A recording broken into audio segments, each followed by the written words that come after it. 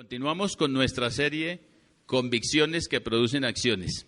Les invito a que miren allá ese cartel, los que alcancen a mirar, unos por muy cerca no pueden verlo, otros por lejos tampoco, pero dice Convicciones que producen acciones. ¿Y qué es lo que Dios ha puesto en mi corazón hoy? Compartir algo de su palabra para ver si hay alguna convicción que el Espíritu Santo pone en nuestro corazón y que produzca una diferente acción cuando salgamos de acá. Entonces vamos a continuar con el libro de Santiago. El capítulo o la porción que vamos a mirar hoy tiene una apariencia como si estuviera hablando solamente a los ricos, aquellos que nosotros identificamos como poderosos, como opresores, como tiranos.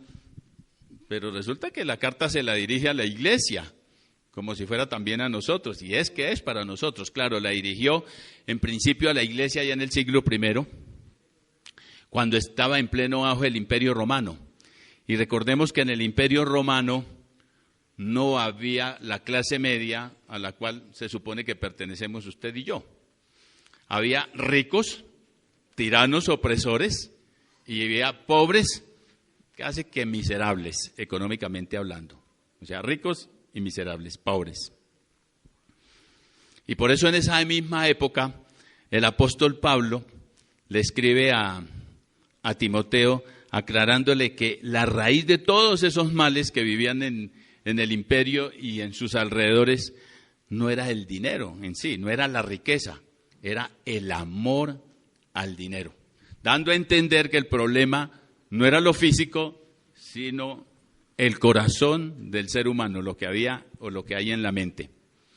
Así que Santiago no estaba condenando a las personas por ser ricas, sino por la equivocada relación que tenían en ese momento con el dinero.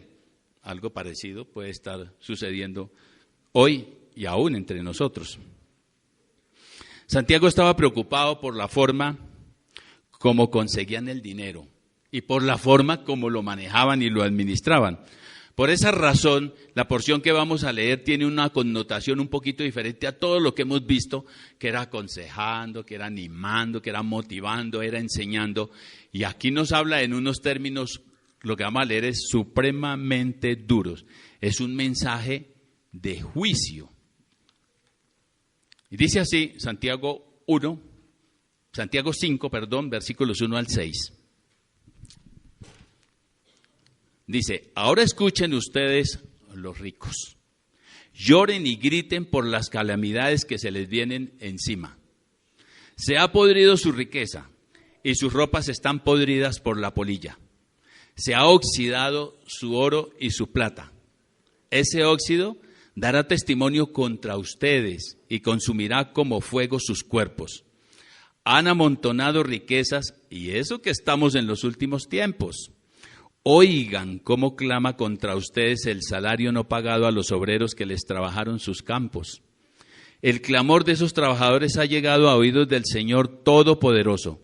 Ustedes han llevado en este mundo una vida de lujo y de placer desenfrenado. Y lo que han hecho es engordar para el día de la matanza. Han condenado y matado al justo sin que él les ofreciera resistencia. Ay, Dios. Bueno, uno podría preguntarse, ¿qué tiene que ver esto con nosotros? Si no pertenecemos a la clase dominante, a la clase poderosa. Pues tiene que ver mucho, porque resulta que en la iglesia a donde estaba dirigiendo Santiago, pues una comunidad donde la gente venía a Cristo sin antes conocer a Cristo, obviamente. Entonces, ¿qué se puede pensar que había allí? Había personas seguramente que venían con la forma de pensar de cómo hacer la riqueza, cómo generar la riqueza por el modelo que tenían en el Imperio Romano. Entonces, podríamos fácilmente encontrar avaros, codiciosos y acumuladores de riqueza dentro de la misma iglesia. Ahora, que eso suceda acá, pues yo no lo creo, somos una iglesia diferente. Pero de raro nada tiene que en el corazón de alguno de nosotros haya habido o aún exista hoy ese sentir de la codicia, de la avaricia y de acumular.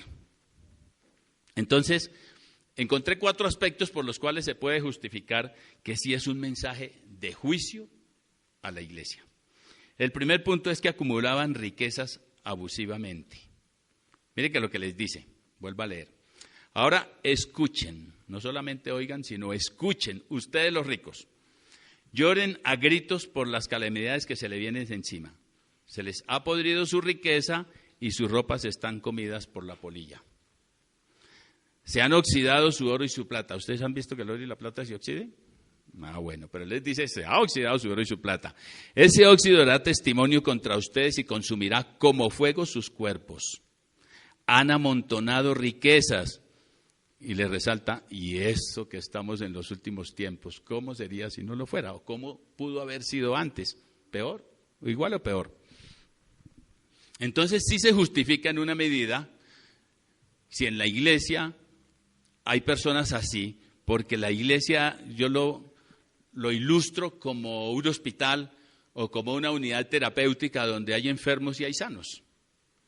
Entonces hay unos enfermos que salen rápido cuando entran a la clínica, otros demoran más y otros viven yendo a la clínica porque sus enfermedades son crónicas, ¿no?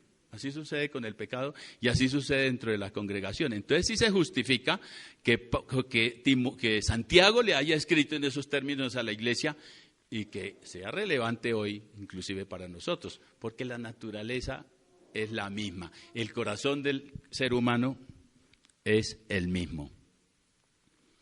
Escuchen, les dice, lloren a gritos porque vienen calamidades. Como quien dice, van a perder el sueño. ¿Y qué pensaba? ¿Qué es lo que no deja dormir a los codiciosos, a los avaros y a los acumuladores? Se me ocurre, un rico de esos bien avaros, bien codiciosos, le tiene temor a que le roben, ¿o no? Viven obsesionados y piensan que todos los que están alrededor de él es para quitarle sus riquezas y no pueden descansar en paz. Pero ¿cómo van a hacerlo si no confían en el Señor? Y eso les ocasiona tragedia. Le tienen temor y no los deja dormir tener que pagar lo justo. Siempre lo justo les parecerá demasiado. Entonces es un sufrimiento. En estos días escuché hace poco que firmaron una ley que tiene que ver con pagarle la prima en diciembre y en junio a las personas que trabajan como jardineros, como choferes de familia, como personas que hacen el oficio doméstico. Y yo le preguntaba a algunas personas, me ocurrió, que qué opinaban de esa ley, y lo primero que me preguntaban era, ¿pero eso hay que pagarlo a las personas que uno tiene 1 o 2 días a la semana? O sea, ¿qué hay en el fondo? Ojalá no toque pagar, ¿no? Y resulta que todos los que han trabajado, hemos trabajado en una empresa, hemos acostumbrado a que nos den esas prestaciones sociales.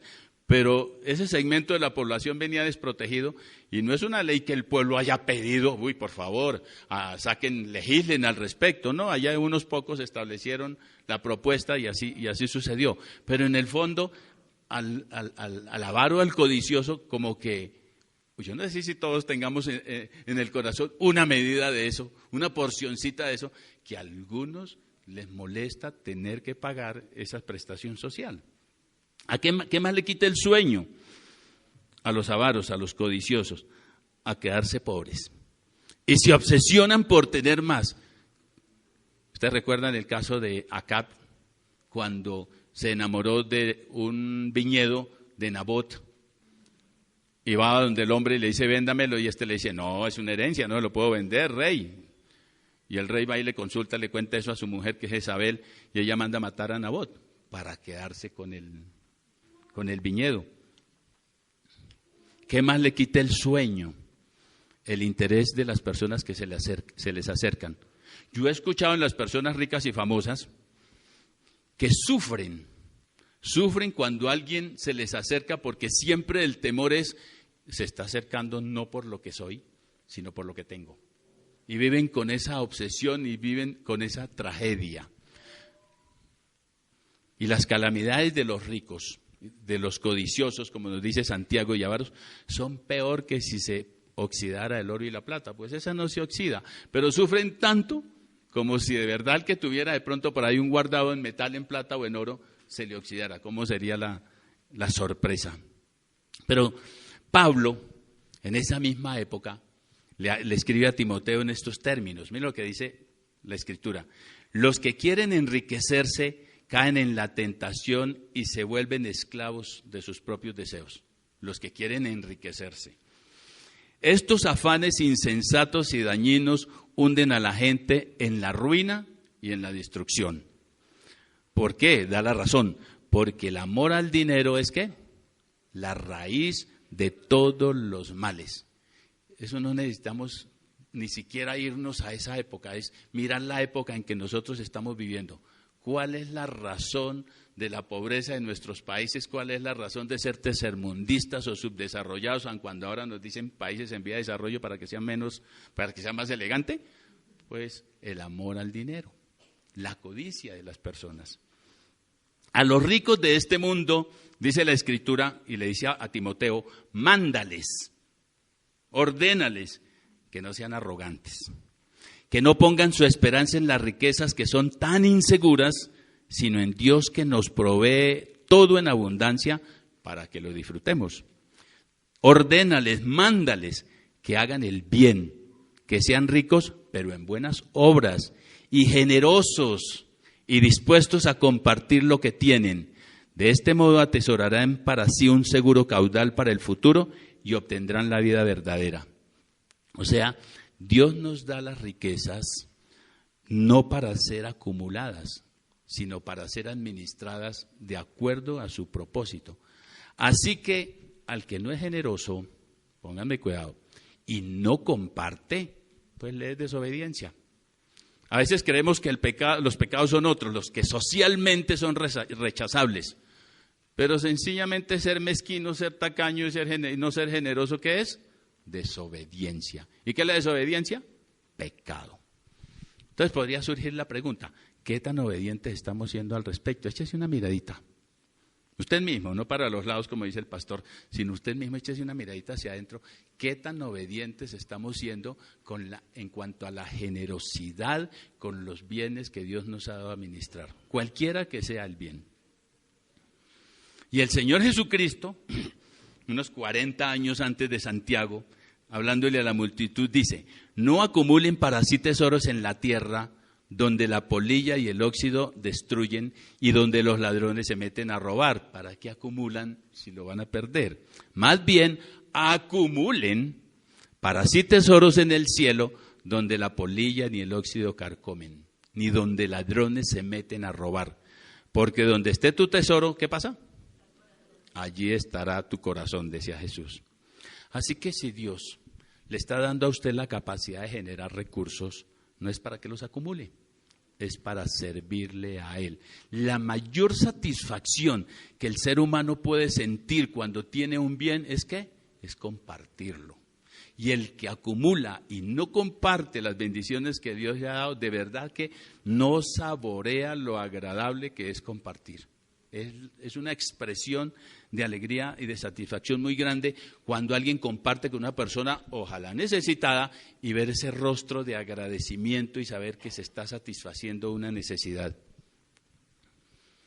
Entonces se me ocurre plantearles a ustedes lo siguiente. Échenle una miradita aquí mental a su armario. ¿Cómo estamos de ropa? ¿Cómo estamos de vestuario? De pronto lo tengamos a rebosar, ya no le cabe ninguna prenda. De pronto haya prendas que inclusive estén con las etiquetas puestas porque no hemos tenido la ocasión de vestirlas. ¿Qué va a esperar? ¿Que le entre la polilla? Bueno, ya de pronto la mariposita ya no la dejamos entrar y entonces ya la polilla no entra. Pero cuando usted la vaya a usar de pronto ya no le sirve, ya pasó de moda. Entonces ya no le gusta, ya no le sirve. Perdió toda esa plática que invirtió en eso. ¿Por qué mejor no coge esas prendas? Piensa en una persona necesitada y le regala lo que usted no usa. No espere que esté podrida para regalarla, regálela en buen estado. O sea, no regale lo que no le gusta. Regale lo que tiene suficiente y que no usa. El mensaje es, no acumule. Ustedes y yo hemos visto armarios a rebosar y como no hay cosa nueva, Se dice que las mujeres no tienen que ponerse cuando no tienen una prenda con etiqueta. Y el hombre no tiene que ponerse cuando no hay una prenda planchada. Otro ejemplo, como para pensarlo. Imagínense su cocina y el armario allá donde tiene todos esos elegantes y bonitos electrodomésticos, bien decorados, eso lucen muy bien, pero de pronto tiene 2 licuadoras, 2 sanducheras, 2 hornos, algunos elementos repetidos que se ven muy bonitos, por cierto, como una colección. ¿Por qué no los regala a una persona que sí los necesita y que no tiene?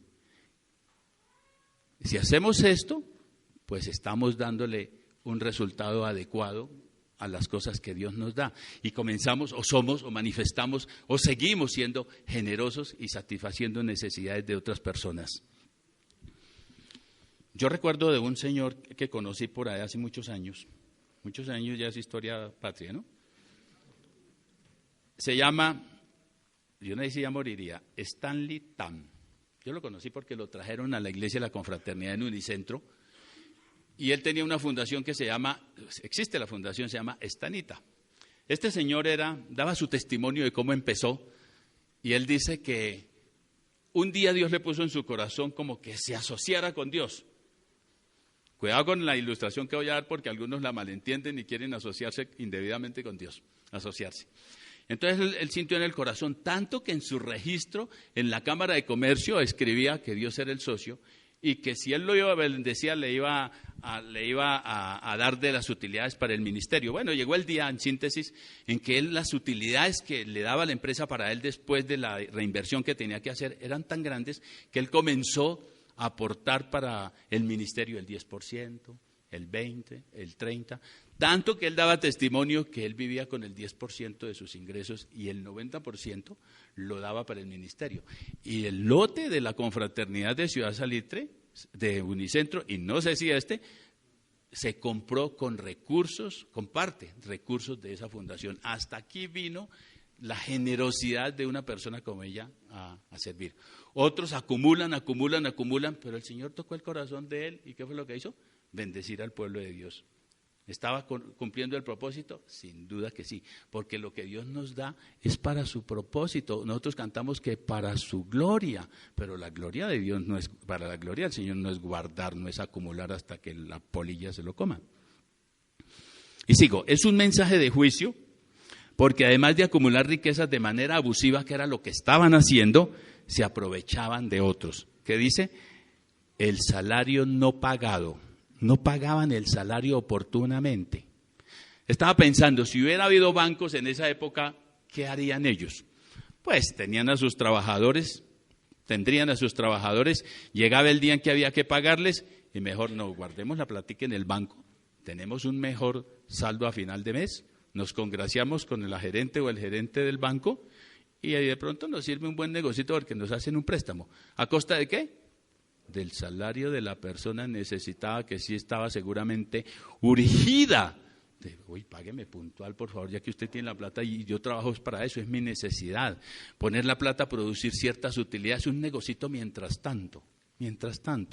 O para otras inversiones, o sencillamente por el placer de verlo, de tocar el dinero, de palparlo, de acariciarlo, o de ver el extracto bancario bien crecido. Pero la plata no era suya, la plata es de los trabajadores. Pero eso no sucedía solamente en la época de Santiago ni en la época de Jesús, eso sucedía inclusive mucho antes en el pueblo de Israel. Miren lo que les dice Dios al pueblo a través de Moisés, por ahí en Deuteronomio.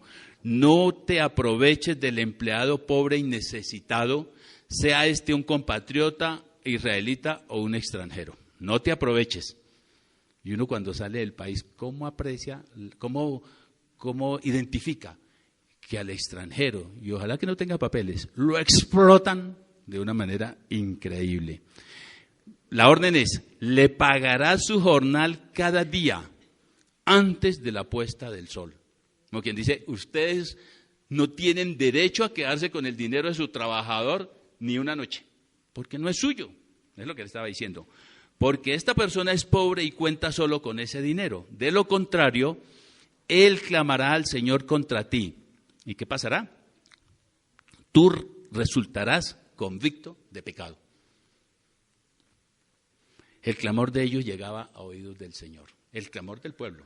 Como el clamor hoy de las personas que sufren las injusticias de los que tienen, pero que de pronto podemos ser nosotros, ese clamor también llega al cielo, también llega al Señor. Y le sigue diciendo, Santiago dice, oigan cómo clama contra ustedes el salario no pagado a los obreros que trabajan en sus campos. El clamor de esos trabajadores ha llegado a oídos del Señor Todopoderoso. Alguien podría estar pensando, pero eso no sucede entre nosotros somos cristianos, amamos al Señor y nosotros no le jalamos a eso. Pero déjenme contarles un casito que yo conocí. No les voy a decir el santo, lamentablemente, pero una institución fuerte, poderosa, económica, tenía unos administradores que son cristianos. Yo los identifico como creyentes de tiempo atrás. Pero estos sinvergüenzas cogían el dinero de los trabajadores y no se lo pagaban. Entonces hubo personas que tuvieron que retirarse al mes, otros aguantaron 2 meses, otros 3 meses, otros 4 meses sin salario. Y las prestaciones de trabajadores de 20, 25 años no les llegó. Y en manos de personas creyentes. ¿Se dan cuenta cómo uno puede ser en algunas áreas insensible a lo que el Señor quiere en nuestras vidas? Y uno puede tener por ahí esos sectores de la vida del corazón donde uno los maneja y no ha permitido que el Señor sea el que obre. No solo acumulaban dinero en esa época y hoy, sino que lo obtenían de forma abusiva y deshonesta. Robaban a los pobres para enriquecerse. Como hoy podría suceder. Se me ocurre pensar en el caso de algunos empleadores que cuando su trabajador pasa el tiempo y van sucedía con el Seguro Social y hoy con Colpensiones, van a reclamar su pensión. No, usted no tiene derecho a pensión. ¿Cómo así? Si yo trabajé 25 años, no, aquí no aparecen sino 15. Y los otros 10, pues resulta que el empleador sí le captó el dinero, sí le hizo el descuento, pero ¿lo pagó? No lo pagó, y de esos casos hay muchos.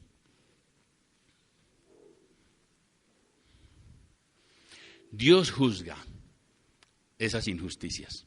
Él juzga la manera como se obtiene el dinero. Eso lo tenemos que tener bien claro.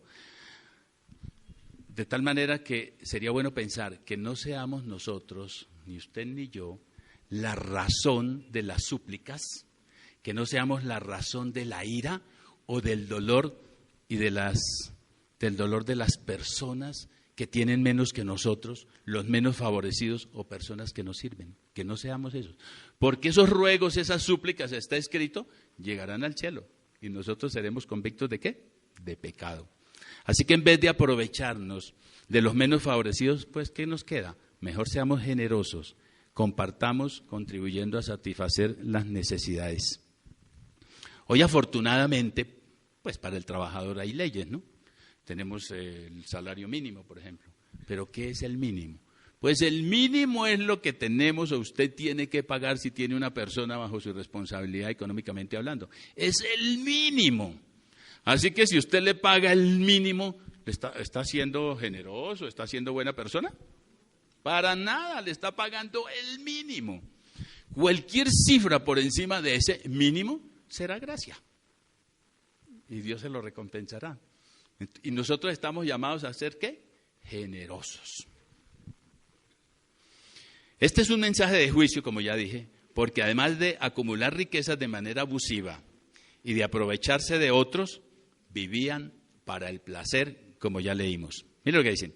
Ustedes han llevado en este mundo una vida de lujo y de placeres y de placer desenfrenado. Lo que han hecho es engordar para el día de la matanza. ¿Qué les espera? Y eso me hace recordar la parábola del sembrador. ¿Qué pasa con los placeres al respecto de la semilla que se siembra? ¿Qué dice? Ahogan la palabra y la hacen infructuosa. Aun cuando Salomón nos dice, disfrute el fruto de su trabajo, disfrute el producto de su trabajo, disfrútelo, es para disfrutarlo. Claro, ¿no? De pronto los avaros lo disfrutan viéndolo allá amontonado, viendo el extracto en el banco, otros serán los que se están gozando de la plática cuando la plata está en el banco, ¿no? Lo disfrutan así, pero sabiamente la Biblia nos da pautas de cómo disfrutar. Y una de las mejores maneras de disfrutar, ¿cuál es? compartiendo. No es, ¿a quién le gusta? Bueno, hay gente que sí, pero ¿qué tan rico es comer solo?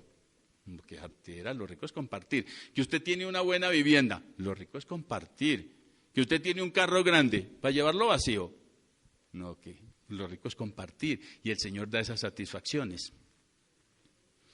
Entonces, si es así, que acumulan para disfrutar, y Eclesiastés dice que disfrute, ¿qué es lo que censura la palabra? Pues está hablando muy claramente, dice, los placeres sin límites y a costa de nuestros trabajadores. Más claro no puede estar. Los placeres sin límites, desbordados. Y le está hablando porque él era consciente de lo que sucedía en esa época en el Imperio Romano. Recordemos un poquito todos los festines que hacían, los bacanales, el desorden, la inmoralidad, todo lo que hacían los poderosos ¿a costa de quién? A costa de los pobres. El Señor Jesús, hablando de acumular y vivir para el placer, él narró una parábola que está por allá en Lucas capítulo 12. Y él dice que un hombre rico, un hombre que lo tenía todo, seguramente que tenía haciendas, tenía terrenos, tenía animales, tenía esclavos, tenía siervos, tenía de todo, tuvo una muy buena cosecha durante un año, pero superabundante la cosecha. Y el hombre dice, ¿ahora qué voy a hacer con esta cosecha tan grande? Se olvidó de los miserables que le habían arado la tierra, que le habían sembrado la semilla, que le habían cosechado el fruto, que le habían amontonado todo eso y dice, ya que tengo todo, ¿qué voy a hacer? Voy a destruir todos mis depósitos y haré unos inmensamente grandes donde me quepa todo esto y mucho más. Y le diré a mi alma, alma, gózate, vive, come, alégrate, olvidándose de los otros. Y no vas a tener problema. Pero Dios le dice, dijo Jesucristo, necio, esta noche van a pedir tu alma y lo que has acumulado, ¿de quién será? Y les da la enseñanza. Así sucede a quien acumula riquezas para sí mismo en vez de ser rico delante de Dios. La riqueza debía ser administrada y no acumulada mezquinamente. Entonces Dios responsabiliza al hombre no solo de la forma como adquiere la riqueza, lo responsabiliza también de la forma como la utiliza. Y cuando Santiago habla de que se están engordando para el día de la matanza, yo estaba analizando qué podría estar sucediendo. ¿Algún evento sucedería ya que mataban muchos animales? No conozco. Pero se me ocurre pensar que Santiago también podría estar pensando que el día de la matanza podría ser el día del juicio para las personas que sin haber confiado en el Señor Jesucristo confiaban en las riquezas. Pues al infierno iban a parar. Pero para el cristiano, para el creyente que estaba dirigida la carta, ¿cuál sería el día de la matanza?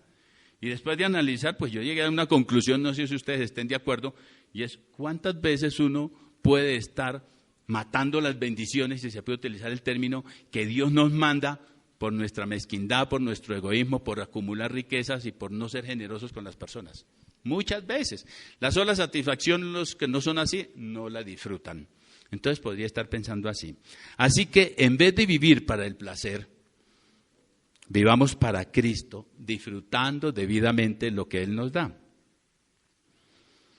Y continuamos, un mensaje de juicio porque además de acumular riquezas, además de aprovecharse de otros y de vivir para el placer, ¿qué más hacían? Abusaban del poder. Dice, han condenado y matado al justo sin que él les ofreciera resistencia. El maltrato a los indefensos en los tiempos de Santiago era el mismo maltrato en los tiempos de Jesús, el mismo maltrato antes cuando se organizó el pueblo de Israel y el mismo maltrato antes cuando vino el diluvio y Dios tuvo que hacer ese juicio, porque el diluvio no fue otra cosa que un juicio. En su afán, las personas de hacerse ricas, está hablando Santiago, ¿qué hacían con el justo sin que les ofreciera resistencia? Sin duda, influenciaban en los tribunales de justicia. A unos encarcelaban y a otros hasta a lo mejor los hacían matar. Algo parecido hoy, ¿no? Llevaban a la muerte a personas inocentes o a la cárcel. Parecido a hoy. Los menesterosos no tenían quien abogara por ellos. Hoy los menesterosos, los necesitados, ¿tienen quien abogue por ellos? Si los acusan de algo injustamente o justamente, qué sé yo, ahí les ponen un abogado de oficio. Y yo me imagino, ahí con el perdón de los abogados, si el abogado es nuevo, así como recién egresado, pues quiere aprender y de pronto quiera mostrarse y aboga y lucha por hacer bien su trabajo. Pero si ya es veterano, puede pasarle lo que le pasó al ministro cuando le dijeron que por qué había firmado la ley de la reforma a la justicia y se atrevió a decir, dijo, yo firmé sin mirar. ¿Sí recuerdan? Eso. Pues de pronto firman sin mirar y la persona necesitada no tenía quien abogara por ellos. Por eso, antes de que el pueblo de Israel inclusive fuera al cautiverio, el profeta Amós, mire lo que le escribe. Amós. Eso sucedió por allá unos 600 años antes de Cristo. Esto es lo que dice el Señor. Los habitantes de Israel han pecado una y otra vez y no permitiré que queden sin castigo. ¿Saben que Dios es justo? ¿Y la cobra? Venden por dinero a la gente honrada y a los pobres por un par de sandalias. O sea, la vida cuando eso no vale un par de zapatos. Pisotean en el polvo a los indefensos y quitan a los oprimidos del camino.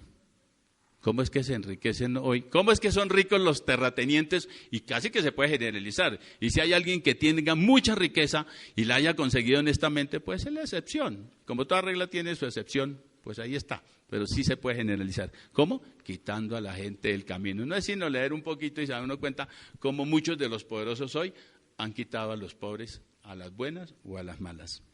Pisotean en el polvo a los indefensos y quitan a los oprimidos del camino. En sus festivales religiosos están a sus anchas usando la ropa que sus deudores dejaron en garantía, dañándoles las cosas. En las casas de sus dioses beben vino, ¿comprado con qué? Con dinero de multas injustas. Eso le estaba reclamando Dios a través del profeta Amós a su pueblo. Y si está en las Escrituras, ¿para quién es? Para nosotros también, para que tengamos cuidado, porque en una mayor o menor medida podemos ser o codiciosos, avaros o acumuladores. Salomón dice, no cambies del lugar los linderos antiguos, ni invadas la propiedad de los huérfanos, porque su defensor es muy poderoso contra ti y defenderá su causa. El Señor es justo y aplica. En otras palabras, ¿qué es lo que está diciendo? No atropelles a los indefensos. También sucedía en los tiempos de Salomón y sucede como ahora. David, miren lo que dice David en esa época. No te inquietes a causa de los malvados ni tenga envidia de los que hacen lo malo. Pues como hierba, la buena noticia, pronto se desvanecen. Como las flores de primavera, pronto se marchitan. Pero ¿saben qué? A pesar de este mensaje de esperanza, en la justicia divina también hay la advertencia para nosotros los creyentes. Así como hay un mensaje de esperanza contra los opresores, para nosotros la esperanza contra los opresores, porque un día desaparecerán, dice la Biblia, que serán raídos de la faz de la tierra, que los buscarán y no los encontrarán. También es un mensaje de advertencia para nosotros porque está escrita para la iglesia. Cuando tengamos autoridad, en alguna medida usted tiene autoridad, o poder sobre alguna persona, pues no abusemos. Utilicemos estos recursos ¿para qué? Para servir. Para servir es que Dios da el poder, para servir es que Dios da la autoridad. Y concluyendo, económicamente hablando, ¿usted es pobre o es rico? Pues mire para arriba, se va a considerar pobre, pero mire para abajo, se va a considerar supremamente rico. Así que eso depende como usted mire.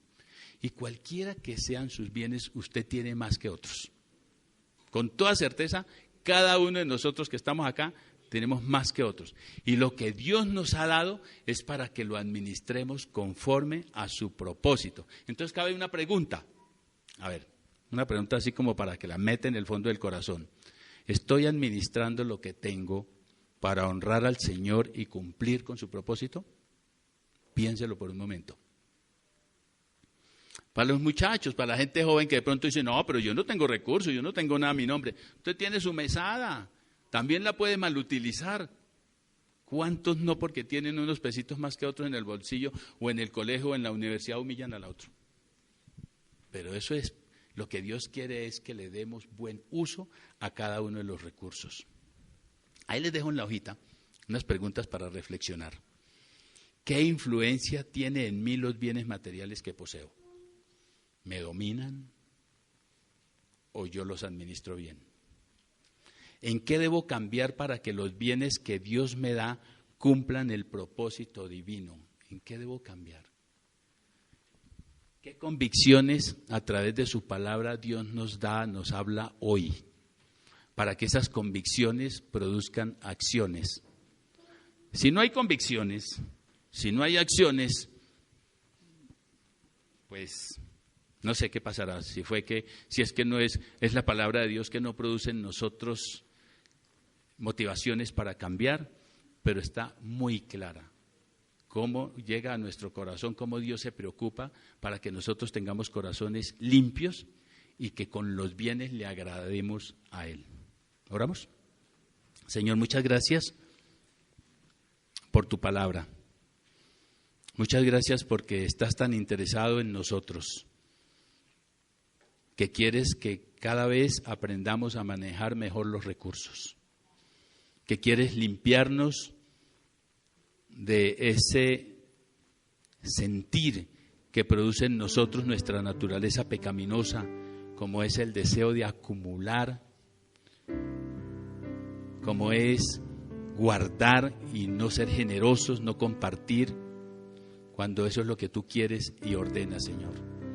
Señor, ayúdanos para que tengamos un corazón que te agrade. Así como tú eres generoso con nosotros y nos das todo lo que necesitamos y sabes darnos abundantemente, también nosotros, tus hijos, podamos administrar bien los recursos que tenemos, cualquiera sea la cantidad, de manera que te agrademos, de manera que podamos contribuir a satisfacer necesidades de las personas que tienen menos que nosotros, Señor. Padre, gracias por hablarnos. Y de verdad, Señor, que si has puesto en el corazón de alguno de mis hermanos alguna convicción en este día, Señor, que por la gracia tuya podamos cambiar, podamos tener un corazón diferente y podamos generar acciones que hagan la diferencia, que lleven al cambio y que te agraden. Perdónanos, Señor, y ayúdanos a hacer como tú quieres. En el nombre de Jesús.